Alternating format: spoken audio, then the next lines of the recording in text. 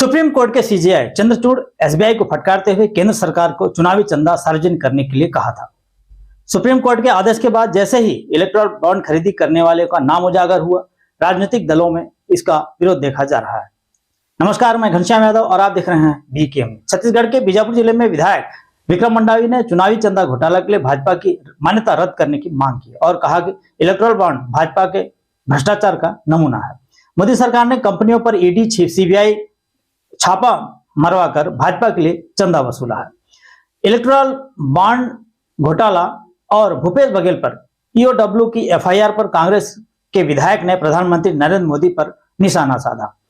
प्रदेश Congress committee के निर्देशानुसार आज सोमवार को जिला कांग्रेस कमेटी बीजापुर ने प्रेस वार्ता आयोजित कर संबोधित करते हुए कहा कि इलेक्टोरल बॉन्ड खरीदी सरकार द्वारा भाजपा को फायदा पहुंचाने के लिए लाया गया था। यह देश का अब तक का सबसे बड़ा चुनावी चंदा घोटाला है। मोदी सरकार ने व्यावसायिक संस्थानों को केंद्रीय एजेंसियों के माध्यम से डराकर छापे मरवाकर गलत कार्रवाई करवाकर इलेक्टोरल बॉन्ड के माध्यम से वसूली करवाया। इलेक्टोरल बॉन्ड के माध्यम से मोदी सरकार ने घूस भी वसूला है। जिन कंपनियों ने भाजपा को चुनावी चंदा दिया उनको हजारों करोड़ रुपए के ठेके दिए। जिन कंपनियों ने भाजपा को चंदा दिया उनके खिलाफ मनी लॉन्ड्रिंग की कार्यवाही मोदी सरकार ने रुकवा दिया। विधायक विक्रम मंडावी ने प्रेस वार्ता में आगे कहा कि इलेक्टोरल बॉन्ड से जुड़ी जानकारी सामने आने के बाद यह साफ हो गई कि भाजपा ने अपने आर्थिक लाभ के लिए षड्यंत्र किया। विदित हो कि स्टेट बैंक इसको छुपाना चाह रही थी। जानकारी के अनुसार 1300 से अधिक कंपनियां और व्यक्तियों में इलेक्टोरल बॉन्ड के रूप में दान दिया है। 2019 के बाद से भाजपा को 6000 करोड़ से अधिक दान मिला है। ऐसी कई कंपनियों के मामले हैं जिन्होंने इलेक्टोरल बॉन्ड दान किया है और इसके तुरंत बाद इन कंपनियों ने मोदी सरकार से भारी लाभ प्राप्त किया। आगे क्या कहा आप भी देखें।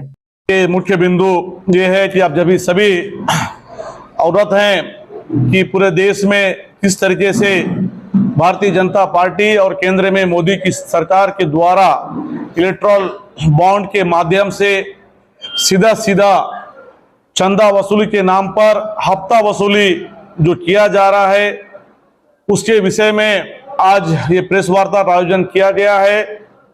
देश के में लोकतांत्रिक प्रक्रिया है, उस लोकतांत्रिक प्रक्रिया जो संविधान के दायरे में रहकर सभी राजनीतिक पार्टियां अपने अपने राजनीतिक दल को चलाते हैं या उनका संचालन करते हैं। लेकिन लगातार पिछले 10 सालों से जब से केंद्र में भारतीय जनता पार्टी की सरकार बैठी है, नरेंद्र मोदी जी देश के प्रधानमंत्री के रूप में बैठे हुए हैं, तब से लगातार संविधान को कमजोर करने का प्रयास और लोकतांत्रिक प्रक्रिया में जिस तरीके से जो अधिकार सबको मिले हैं उसे कमजोर करने का प्रयास किया गया है, लगातार बड़े पैमाने पे किया गया है। और दूसरी रूप में जो विपक्षी राजनीतिक दल हैं, चाहे कांग्रेस हो चाहे अन्य पार्टियों, उनमें किस तरीके से कमजोर किया जाए उसका लगातार प्रयास किया गया। के साथ साथ अपने खुद के लिए ज्यादा से ज्यादा जो आर्थिक धन का उपयोग पार्टी फंड में लाया जाए उस तरीके से भी उपयोग किया गया है। चुनावी चंदा का जो सामने सुप्रीम कोर्ट के द्वारा जिस तरीके से सख्त निर्देश देने के बाद देश के सामने ये मामला आया है और देश को मालूम हुआ है कि किसने किस तरीके से किस परिप्रेक्ष्य में चुनावी चंदा भाजपा को दिया है और क्यों दिया है, ये सभी बातें आज सुप्रीम कोर्ट के अटल के बाद मीडिया के माध्यम से लोगों को मालूम हुआ है। आज आप सभी को मालूम है कि इतने बड़े पैमाने पर एक तरीके से 1300 से अधिक कंपनियों ने भारतीय जनता पार्टी को इलेक्ट्रॉनिक बॉन्ड के माध्यम से चुनावी चंदा, जिसे हम हफ्ता वसूली भी कह रहे हैं, वो दिया है। और लगभग ये 2019 के बाद से भाजपा को 6000 करोड़ से ज्यादा की राशि जो भाजपा के खाते में इलेक्ट्रॉनिक बॉन्ड के माध्यम से गया है। जो हफ्ता वसूली जो भाजपा ने किया या भाजपा को मिला है इलेक्ट्रॉनिक बॉन्ड के माध्यम से, ये किसी ने भी स्वेच्छा से नहीं दिया है। उन्हें डराकर, उन्हें धमकाकर, एक तरीके से बड़े बड़े कंपनियों को ब्लैकमेलिंग कर उन्हें हफ्ता वसूली के माध्यम से ये इलेक्ट्रॉनिक बॉन्ड प्राप्त करने का काम भारतीय जनता पार्टी ने किया है। और कहीं ना कहीं सीधे सीधे जो स्पष्ट जिस तरीके से हम जो देख रहे हैं, जो ये हमारे पास ये जो मिला है छापामारी, जो वसूली जिस तरीके से कंपनियों के माध्यम से भाजपा ने और भाजपा के नेताओं ने जो किया है, तो ये जो इतने बड़े पैमाने पे कुछ ही कंपनियों का भी नाम है जो बड़े बड़े कंपनियां हैं, इन्होंने जो जिस तरीके से जो राशि दिया है, इलेक्ट्रल बॉन्ड जो चंदा दिया है, हफ्ता वसूली किया है, तो ये दवाओं में सीधा दिया है। और कुछ कंपनियों को बड़े पैमाने पे उसके बदले में जो एक बड़ा जो लाभ मिलना था वो मिला है। कुछ कंपनियां ऐसे हैं जिन्होंने इधर चंदा दिया है और हफ्ता दिन के बाद ही उन्हें बड़े बड़े प्रोजेक्ट, जिस तरीके से mega engineering and company and infra company जो है वो 800 करोड़ रुपया से ऊपर का इलेक्ट्रल बॉन्ड भाजपा को देती है, और उसके तुरंत बाद उसे अप्रैल 2023 में उन्होंने 140 करोड़ रुपया फिर डोनेट किया, और ठीक 1 महीने के बाद उन्हें 14,400 करोड़ का ठेका उन्हें मिलता है। तो ये इसे आप कैसे देख सकते हैं कि ये कंपनी जो 800 करोड़ और 140 करोड़ का चंदा देती है और उसके तुरंत 1 महीना के बाद उन्हें 14,400 करोड़ का ठेका मिलता है। इस तरीके से जो कंपनियों ने जो ठेके के एवज में जो इलेक्ट्रॉनिक बॉन्ड के माध्यम से भाजपा को चंदा दिया है, और ये लगातार ये देश में जो डर और भय का माहौल है, जिस तरीके से केंद्र में मोदी की सरकार आने के बाद में सीबीआई का दुरुपयोग, ईडी का दुरुपयोग, आईटी रेड का दुरुपयोग करके जिस तरीके से कंपनियों में बड़े लोगों में दबाव बनाने की जो राजनीति और जो सोच के माध्यम से काम किया गया है, उसके डर से ही आधे कंपनियों ने इस तरीके से चंदा देना, उन्हें डराना और वसूली किया है। जो ईडी, सीबीआई और आईटी के माध्यम से किसी कंपनी ने अगर छापा मारा है, वो फिर कंपनी के डराने के लिए एक तरह से छापा मारने का प्रयास किया गया, और जैसे ही अगर वो छापा मारने के बाद फिर से वो उन कंपनियों ने फिर भाजपा को चंदा दिया। तो सीधा सीधा ये इस तरीके से महसूस दिख रहा है कि आप उन्हें डराने के उद्देश्य से छापा मार रहे हैं, फिर वो कंपनियां आपको चंदा दे रहे हैं। तो ये स्पष्ट इस तरीके से दिख रहा है। इनकम टैक्स विभाग ने दिसंबर 2023 में शिरडी साई इलेक्ट्रॉनिक के पर छापा मारा, और जनवरी 2024 में उन्हें फिर इलेक्ट्रॉनिक बॉन्ड के माध्यम से 40 करोड़ रुपए का चंदा दिया।